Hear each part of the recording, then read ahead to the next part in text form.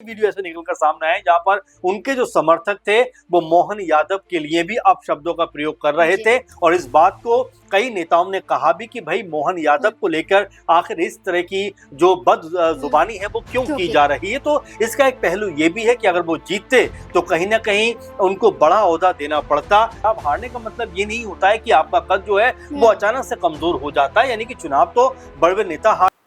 Sir बार बार ये कहा जाता रहा कि क्या वजह हो सकती है नरोत्तम मिश्रा का टिकट काटा गया, क्या वजह हो सकती है कि बीजेपी द्वारा ये फैसला लिया गया, जब बीजेपी को पता है कि उन्हें भी नुकसान झेलना पड़ सकता है तो फिर ऐसा फैसला क्यों लिया। नरोत्तम मिश्रा भी ये कहते हैं कि अगर बीजेपी ने आगे नहीं किया, पार्टी ने आगे नहीं किया तो ये उनका फैसला है, फैसले का सम्मान किया जाता है, मैं पार्टी के साथ हूँ। लेकिन बीजेपी के कई नेता सामने आते हैं और कई बातें कहते हुए नजर आते हैं, जिसमें से एक बात ये भी कही गई कि इसकी एक बड़ी वजह 2023 के विधानसभा चुनाव भी हो सकता है और इस चुनाव में प्रचार प्रसार को भी बड़ी वजह माना गया और इसमें एक चेहरा निकलकर सामने आया, जो चेहरा उनके ही बेटे सुकंठ का था। और ये कहा गया कि ये भी बड़ी वजह है कि परिवार एक बड़ा मुद्दा बना कि इस बार नरोत्तम मिश्रा का टिकट काटा गया। आपको क्या लगता है? देखिए, नरोत्तम मिश्रा के टिकट कटने की वजह अलग अलग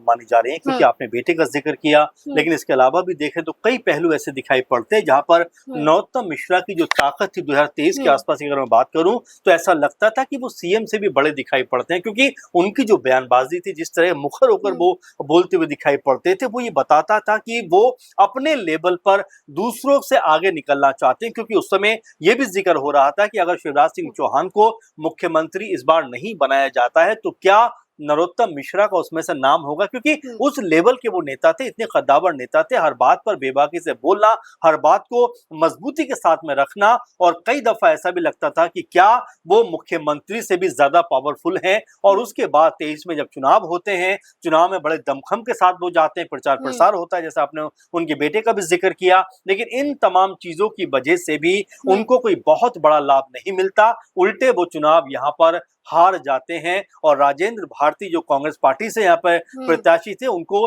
7,500 वोटों से हरा देते हैं। और कुल मिलाकर यहाँ पर जो बहुत पावरफुल नेता दिखाई पड़ते थे, अचानक से उनको दरकिनार कर दिया जाता है। ना किसी बड़े प्रोग्राम में वो दिखाई पड़ते हैं, ना किसी बड़ी बैठक में वो नजर आते हैं। और अब जब उनका नाम निकलकर सामने आया भी तो ये कहा गया कि अगर उनको बीजेपी की तरफ से टिकट मिलता है तो कहीं ऐसा ना हो जाए कि मोहन यादव जो मुख्यमंत्री हैं उनके ऊपर ही भारी पड़ते हुए दिखाई पड़ जाए, क्योंकि 6-7 बार के वो विधायक हैं, पूर्व गृह मंत्री हैं, तो ऐसे में उनका कद छोटा मोटा नहीं है। इसीलिए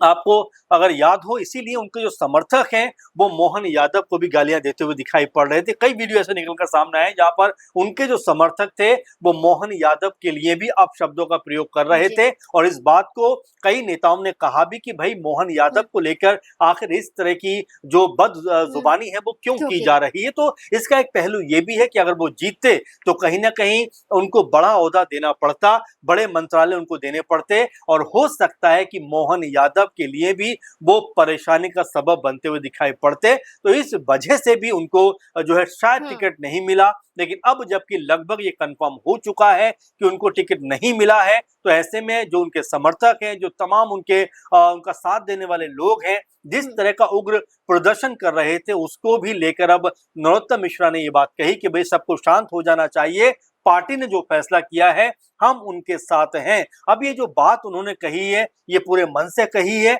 या ऊपरी ऊपरी दिखावे के लिए ये बात कही, क्योंकि 11 घंटे तक उनके समर्थकों ने हाईवे जाम रखा था। उस समय उनकी तरफ से कोई अपील नहीं आई। जब पुलिस ने आंसू गैस के गोले छोड़े, उनको तितर बितर किया, फिर सुबह में जाकर उनका बयान सामने आता है, जिससे अंदाजा लगता है कि क्या उन्होंने अपनी ताकत दिखाने का यहाँ पर जो फैसला किया था इसलिए ये सब हुआ। यानी कि मिला जुला कर देखा जाए तो नरोत्तम मिश्रा ये कहना चाहते थे कि दतिया में उनसे बड़ा नेता दूसरा कोई नहीं है बीजेपी के अंदर। अच्छा सर, शिवराज कार्यकाल की चर्चा करें और आपने भी कहा कि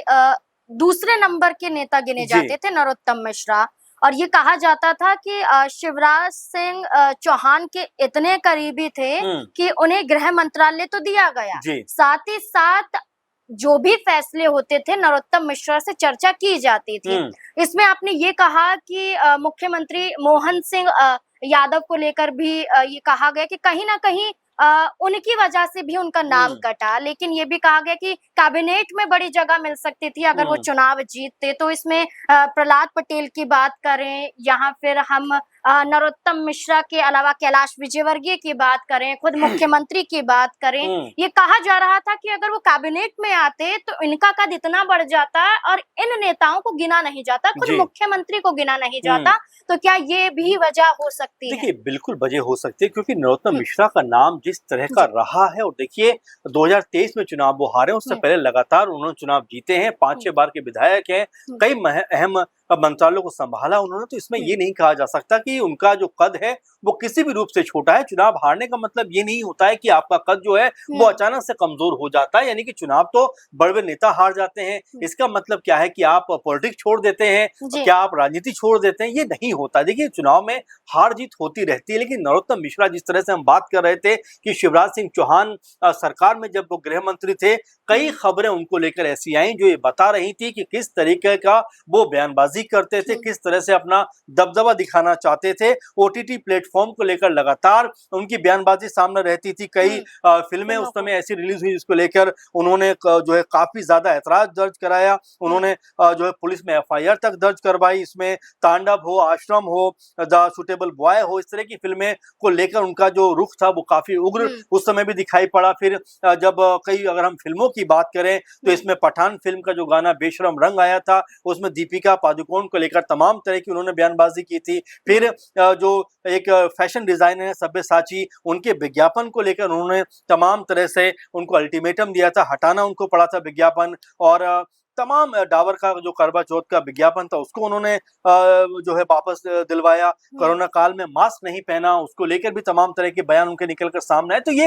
नरोत्तम मिश्रा थे जो लगातार अपने अडिगपन के लिए जाने जाते थे, जिद्दीपन के लिए जाने जाते थे, और उनकी जो बयानबाजी थी कई दफा ऐसी होती थी जो लगता था कि वो एक तरफा होकर काम कर रहे हैं, क्योंकि मुस्लिमों के घरों पर जब बुलडोजर चलवाया गया तब भी उन्होंने इस तरह का बयान दिया था जिसमें कई लोगों ने उस पर आपत्ति दर्ज की थी। तो ये नरोत्तम मिश्रा का कह सकते हैं कि उनका चरित्र रहा है कि जो राजनीति उन्होंने की है उस पर वो कायम रहे। लेकिन 23 के बाद जब चुनाव में उनको हार मिलती है तब कहीं जाकर ऐसा लगता है कि उनका जो स्वभाव है, उनका जो व्यवहार है, वो काफी हद तक नरम दिखाई पड़ता। वरना इससे पहले तो उनकी भाषा शैली, उनका तौर तरीका, उनके बयानबाजी सब कहीं ना कहीं चर्चाओं घेरे में रहते थे। खुद पीएम मोदी को उनके ऊपर आकर बयान देना पड़ा था। तो आप समझ सकते हैं कि जो नरोत्तम मिश्रा थे, अपने आप को एक समय ऐसा भी लगता था